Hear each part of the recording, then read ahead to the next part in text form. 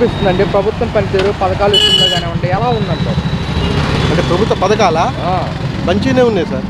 I'm very happy. Because అంటే నేను పథకాల కింద రాను కానీ బట్ పథకాలు బాగానే ఉన్నాయి. వైసీపీ ప్రభుత్వం ఏమో నవరత్నాలు అన్నారు, కూటమి ప్రభుత్వం సూపర్ 6 అన్నారు. ఎలా అనిపిస్తుంది మీకు?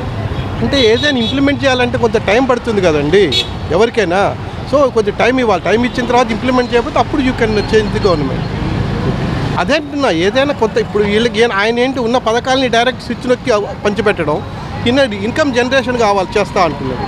ఇది ముఖ్యం. ఇది లాంగ్ రన్ ఇది చూసుకోవాలి. అది షార్ట్ రన్, ఇది లాంగ్ రన్ మనకు కావాలి. మరి ఇప్పుడు చూసుకుంటే కనుక అభివృద్ధి అంటున్నారు, కూటమి ప్రభుత్వమే అభివృద్ధి అన్నారు, వైసీపీ ఏమో సంక్షేమం అన్నారు.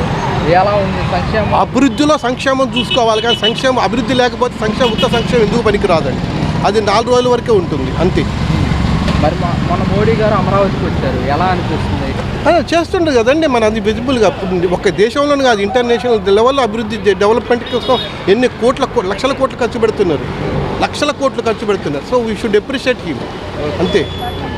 గత ప్రభుత్వం ఏమో 3 రాజధానుల నినాదం తీసుకొచ్చారు, కూటమి ప్రభుత్వం ఒకటే రాజధాని. మనకి 3 రాజధాని అంతా ఫూలిష్ యాక్ట్ అండి. అది ఫూలిష్ యాక్ట్. 3 రాజధానులు అనేది ఫూలిష్ యాక్ట్. ఎవరికి లేని ఆలోచన వీడికి ఎందుకండి? అభివృద్ధి కావాలి కానీ అభివృద్ధి చేస్తేనే కదా ఉపయోగపడేది దేశ ప్రజలకు. కానీ ఎన్ని సంక్షేమ పథకాలను పెట్టుకోవచ్చు.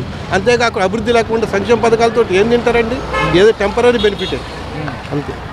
అంటే పథకాల వల్ల ఏమీ ఉండదు. పథకాలు ఎప్పుడు నువ్వు ఇన్కమ్ జనరేట్ చేసి పథకాలు పెట్టండి. ఉత్త పథకాలు ఇచ్చుకొని పోతావు. ఇంకా అప్పులు 60 దగ్గర నుంచి అప్పులు తెచ్చి వాడి దగ్గర తెచ్చి అన్ని తెచ్చేస్తే ఏం ఉపయోగం సార్?